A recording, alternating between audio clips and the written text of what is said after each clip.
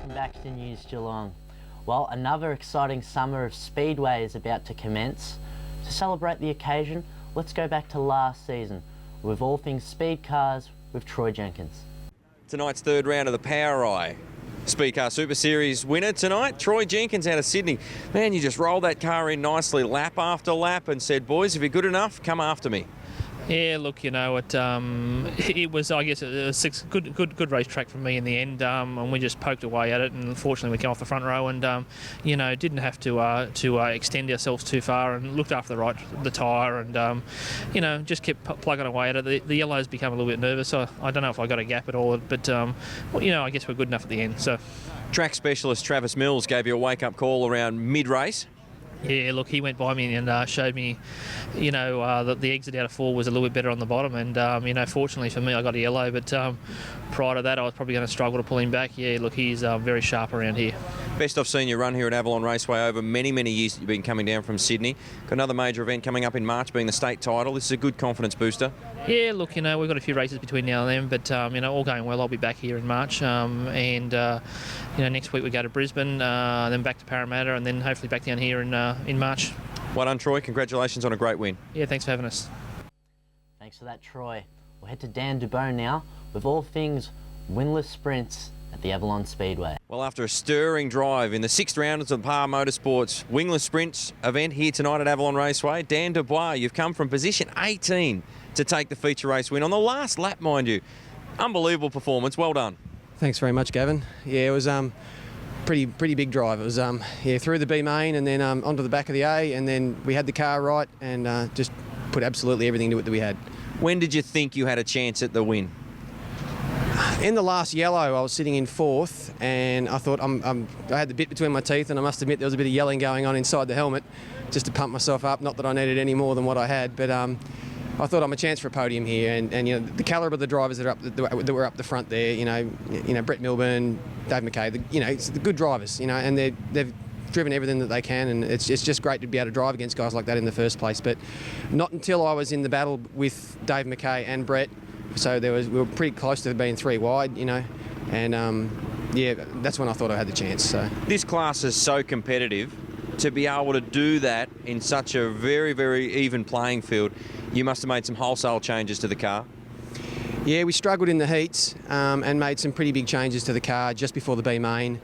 Confirmed that we were happy and right with them after the B, or during the B, and then didn't change the car from the B to the A, and the car came in even more. So it was, yeah, very gratifying. Very big credit to my crew chief, Brett Nayland, and yeah, absolutely fantastic. Dan, probably one of the best performances I've seen here at Avalon Raceway. I've seen a lot in 10 or 15 years, but well done. Enjoy and savour the moment. Thanks very much, Gavin. Appreciate it. Thanks for that, boys. For all those at home that can't wait to get there, 5:30, gates open tomorrow. I can't wait. Well, we'll move back into the centre of Geelong now, to the Falcons' Nest, talking with draft prospect Sam Russell. Well, the Geelong Falcons season may be over, but the work definitely isn't. Tell us about what today's testing's all about. Today's testing is definitely about really keeping your fitness up for all the upcoming tests to try and get picked up by a club. But yeah, it definitely hasn't stopped, because we're doing a lot of training from now until the testing, even though we were supposed to have a little bit of a rest, but to a relative successful finals campaign, it's left us with not much time, but I'm sure we'll all put in the hard work for the remaining couple of weeks. Well, it looks like a lot of positive energy is throughout these next couple of weeks, but I have to we have to remind the viewers, unfortunately, the preliminary final, Falcons couldn't prevail. Could you tell us much about that game? Well, Eastern, of course, they played really well. They stopped our run. They really shut us down early and put a lot of pressure on. And in the last quarter, unfortunately, we couldn't step up to the what finals required. And Eastern really last quarter and came home really strong. And we went into the last quarter with a two-goal margin with Eastern just in front, which they took advantage of and ended up winning by 6 goals, which is a bit disappointing considering we had high hopes. But and we knew that we could go all the way, but yeah, it was just a bit disappointing to finish the season off as we did after all the hard work. And yeah. To what extent do you reckon the injuries to Lang and Taylor, you know, made the difference? Well, they would have definitely helped. They provide a lot of run and carry, and they're really good players. They're extraordinary players. So of course, 2 key players like that out would have an effect on a side. But the fact that Eastern had Boyd and Honeychurch out as well, that kind of evens things up a bit. So we can't really complain about having any outs, and everyone else played well as well. So. I mentioned those 2 names. Thankfully for them, they're invited to the combine.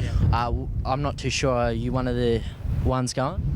To the state combine, yeah, I am. I'm going to the state combine, but I think those 2 boys are going to the national one, and they should have high hopes of that because they are really good players. Well, you should be still happy with a remarkable season, minor premiers, and you also had the most Team of the Year members since the Falcons' inaugural 1992 season. So thanks for joining News Geelong. No, thank you very much. Thanks for that, Sam. Well, as we head to a break now, don't forget, you can watch those interviews and more on our YouTube channel.